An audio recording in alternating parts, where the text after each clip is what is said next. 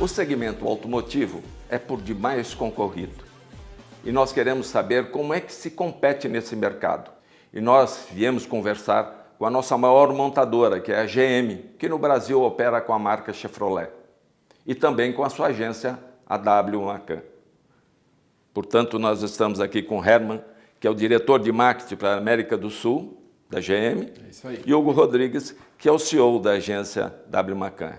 É bom ter vocês em grandes nomes. Imagina, é um grande prazer estar aqui com vocês. Gostaria que vocês falassem sobre as características de um filme publicitário automotivo. O que ele precisa? O que não pode faltar? Certo. Eu acho que eu começo falando a respeito, talvez até do processo aqui que a gente trabalha. A gente é bastante disciplinado no processo e depois eu passo a bola para o Hugo para ele contar como ele equaciona tudo isso.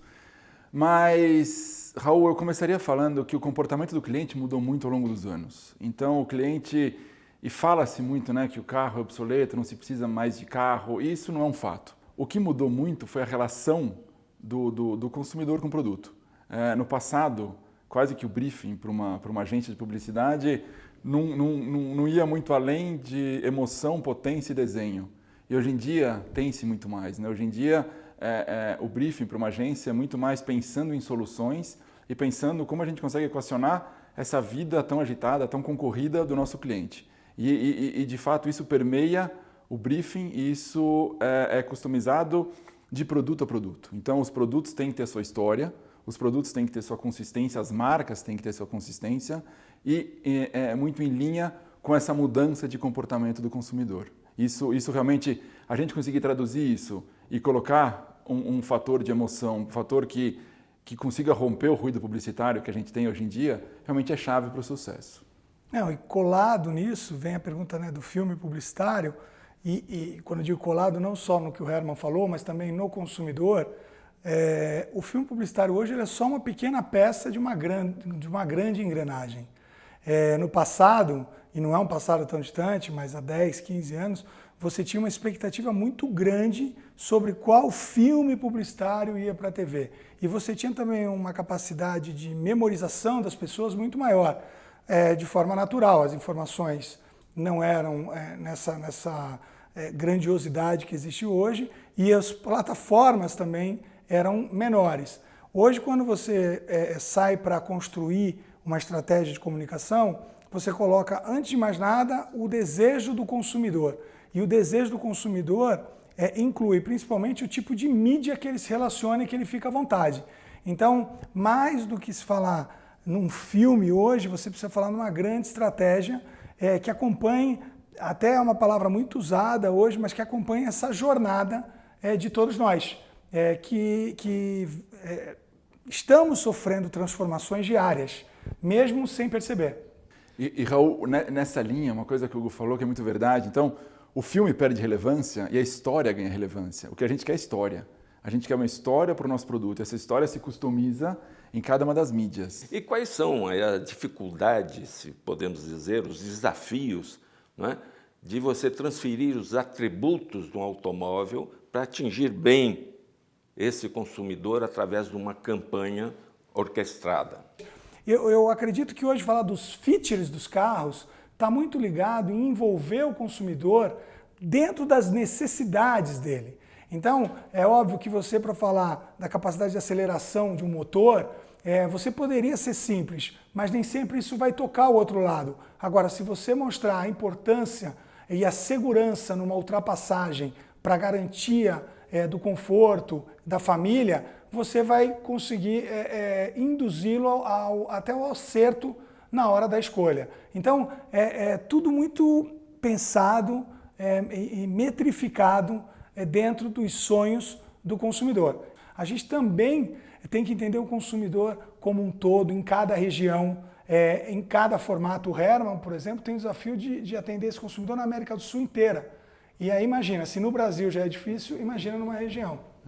E Raul, uma coisa que ajuda muito, a especificidade das mídias hoje ajuda muito a gente conseguir atender esse consumidor no que ele quer. Então, se a gente fizer uma comparação entre o que a gente tinha no passado e o que a gente tem hoje.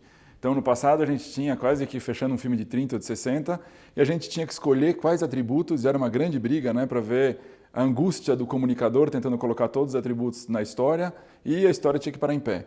Hoje em dia não é mais assim. Hoje em dia a gente tem uma capacidade de conversar com distintas audiências em distintas plataformas e contar histórias diferentes a respeito de atributos de produto. Então, por exemplo, hoje, se eu estou pensando no posicionamento de uma S10, que é uma picape, eu tenho o segmento agro como meu target para posicionamento do produto, só que dentro do segmento agro existe uma infinidade de subsegmentos. É impressionante como as tecnologias evoluem. Então, de uma campanha para outra, de um ano para outro, a gente tem acessos a tecnologias que permitem a gente customizar muito mais a mensagem que a gente dá. Então, certamente, você que é impactado por uma campanha publicitária de qualquer marca, não precisa ser necessariamente da Chevrolet ou do segmento de autos, certamente existem outras pessoas com perfis distintos do seu que são impactadas por esse mesmo produto de um jeito completamente diferente. Quando você busca fazer mais com a força de uma Chevrolet S10, você encontra novos caminhos. Como são feitas as análises para se chegar a essa conclusão do que quer o consumidor? Raul, essa é uma ótima pergunta e eu diria que por mais que a gente tente, que a gente trabalhe com muito afinco, muito foco nisso, eu acho que a gente nunca pode estar satisfeito com o nosso nível de conhecimento do consumidor. Então, a partir do momento que alguém da minha equipe fala, não, eu conheço o consumidor, opa, alguma coisa está errada. Eu acho que é uma manutenção constante, contínua, informação nos ajuda muito. Então, não é a minha opinião, a opinião do Hugo, a opinião de alguém do meu time, do time do Hugo. De fato, é conseguir ler o que é relevante para o consumidor, o que engaja esse consumidor, como é que a gente consegue interagir com esse consumidor de um jeito melhor. Então, a gente testa demais. Antes de uma campanha ir para o ar, na prática, essa campanha já está no ar, porque a gente já está testando. Então, a gente tem futuros lançamentos aqui hoje que estão em preparação entre os nossos times, mas a gente já está testando. A gente já está testando linhas criativas, a gente já está testando itens, features, benefícios. Então, a gente já está aprendendo com o consumidor o que ele gosta, o que ele não gosta, o que engaja mais, o que não engaja tanto. E a gente trabalha muito realmente testando.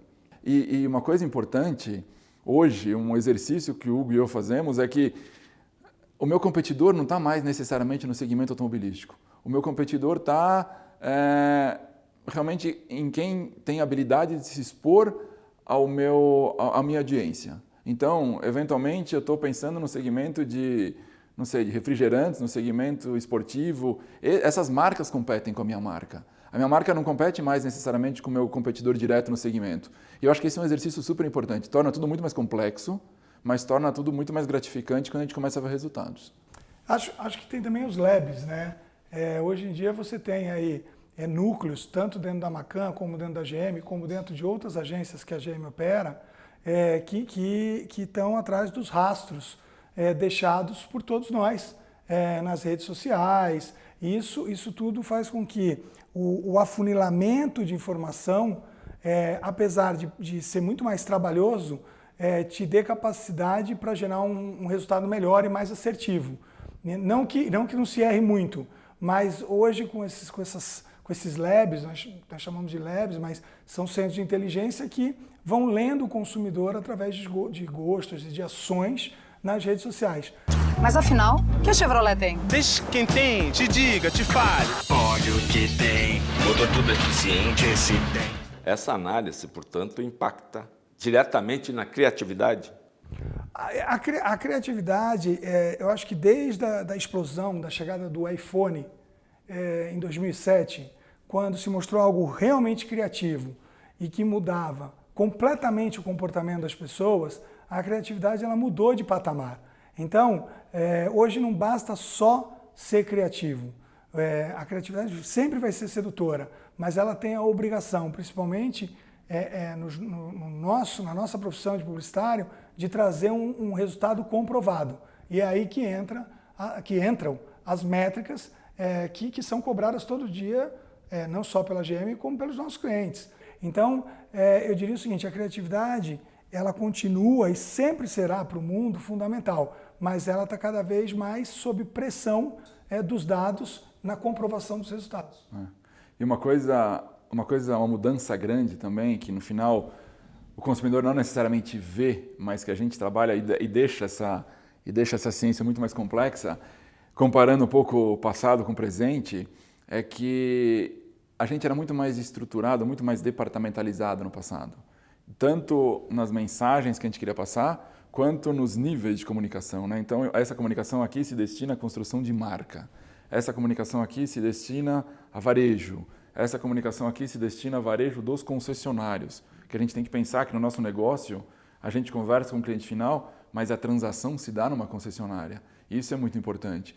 E hoje em dia, o exercício que a gente faz é para desconstruir todos esses muros. Então, não tem que ter mais uma propaganda ou uma comunicação que construa a marca. Essa comunicação tem que construir marca, tem que fazer varejo, tem que falar com o cliente, tem que tocar o cliente na jornada que é relevante para ele. E a gente customiza isso. E o produto final disso, onde a gente está hoje, é que nós nos adequamos à jornada do consumidor. Então, o consumidor está no momento dele, a gente tem que respeitar esse momento. E a gente tem que ter a comunicação adequada ao momento dele.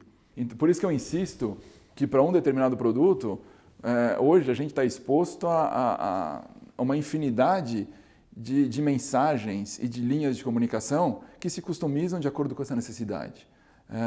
Isso é mágico. Então, na história, o trabalho da publicidade acontecia antes do jogo começar. Agora, de fato, o trabalho da publicidade acontece quando o jogo começa. O jogo está em você customizar. Então, quando uma campanha nasce, a gente, sinceramente, não sabe como ela vai acabar e quando ela vai acabar.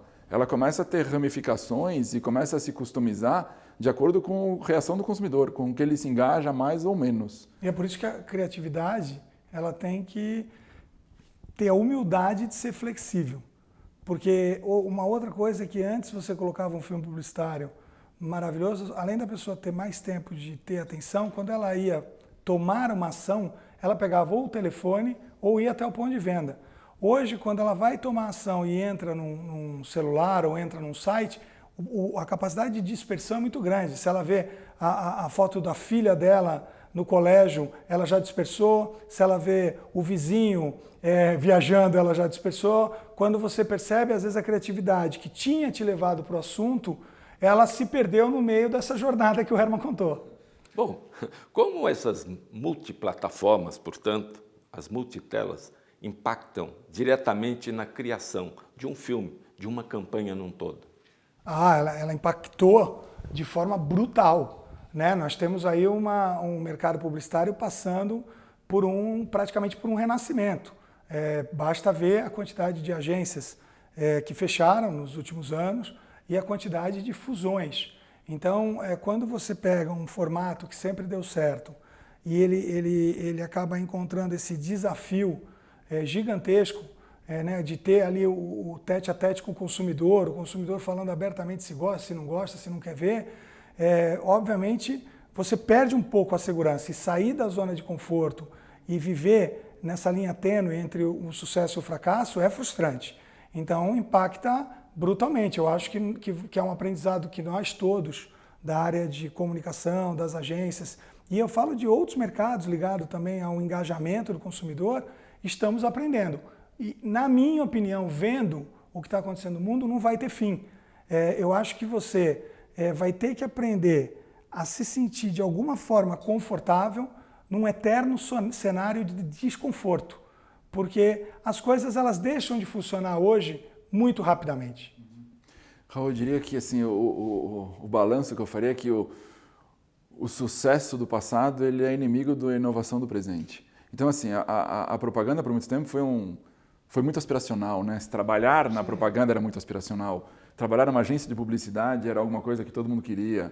Era objeto de desejo. E muitos não conseguiram inovar porque se apegaram demais a isso. E os que conseguiram realmente estão se reinventando e estão tendo sucesso.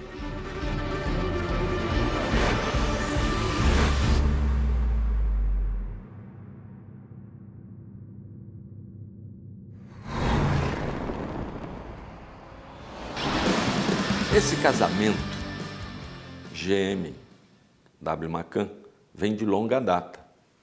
Portanto, nós queremos saber o que esperar de 2020. O que nós podemos esperar desse conjunto? Quais são as próximas obras, os próximos passos? A gente vai ter que colocar muito botox, né? Vai ter que fazer um remodelamento para um relacionamento longo, né? Para a gente voltar. Não, eu acredito, de novo, né? Não é uma frase nova, mas renovação constante e insatisfação permanente. Eu acho que isso é um segredo mágico para qualquer relacionamento de empresa, para qualquer relacionamento até pessoal. Se não tiver o frio na barriga e o medo de não entregar, você acaba minando a chama de parecer sempre um ano realmente novo e um desafio realmente novo. Há pouco eu falei sobre a nossa liderança como marca no Brasil, a preferência do consumidor e a preferência pelo carro mais vendido. Eu acho que o nosso sonho é aumentar isso, fazer com que os consumidores, não só os que já estão apaixonados, mas os que ainda estão namorando, se tornem apaixonados pela marca. E ter sempre a consciência de que a gente não tem a fórmula certa para entregar esse objetivo. Então esse frio na barriga, no meu modo de ver, é a expectativa para 2020. Saber que o que foi feito até 31 de dezembro de 2019 não vale mais nada. E Raul, como você falou, de fato é um casamento longo. Acho que duas empresas que têm um casamento aqui de décadas no Brasil e no mundo, que é a W Macan e a Chevrolet. Acho que nesse casamento a gente já passou por altos e baixos, desafios por todos os lados, mas se eu for fazer um balanço, acho que a gente está... Vitoriosa. Eu acho que sim, vitoriosa, sem dúvida nenhuma, mas um dos melhores momentos da nossa história recente, pelo menos.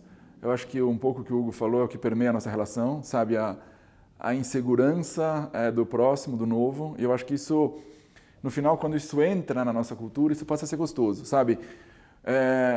Talvez em alguns momentos a gente foi muito refratário ao novo, querer continuar fazendo o que a gente faz, porque afinal a gente faz isso há tanto tempo, mas hoje em dia a gente procura o novo como quase que como fonte para inspiração. Eu acho que essa relação, tanto nós, do lado do cliente, quanto a agência, tem funcionado muito bem. Eu classificaria como um dos melhores momentos da nossa história, o que a gente vive hoje. E o ano de 2020... eu acho que ele começa com um otimismo que está contagiando um pouco a nossa sociedade, o que é super importante, porque no final acho que tudo começa com esse otimismo. Esse otimismo vira uma propensão à compra, ao investimento, ao movimento, e para a nossa indústria isso é fundamental. 2020 é um ano importante para a marca Chevrolet, um ano que a gente vai lançar 7 produtos no mercado, e esses produtos todos já estão no forno dos nossos times aqui, para que a gente consiga fazer ou consiga dar continuidade ao sucesso que a gente tem tido. E uma coisa interessante também, que dá um frio na barriga muito grande, eu acho que para os nossos times, é o fato da gente hoje ser líder. A gente tem 9 décadas de Brasil como marca Chevrolet e nos últimos anos, né, nos últimos precisamente 52 meses, a gente tem a liderança de mercado. E um aprendizado meu nesses meses é que, por mais difícil que seja, mas é mais fácil chegar do que ficar. Então, a gente tem que pensar em reinvenção diária, porque se a gente pensar que chegamos na liderança, somos líderes, absolutamente não. Esse é o primeiro passo para você perder a liderança. Então, é quase que uma reinvenção constante, diária, de tudo que a gente faz. Muito bom, senhores. Muito obrigado, viu, de nos receber, Herman. Um prazer. É muito gostoso estar com vocês e, na realidade, vamos aprender um bocado sobre publicidade hoje. Muito obrigado. Muito obrigado. Um prazer poder conversar com vocês.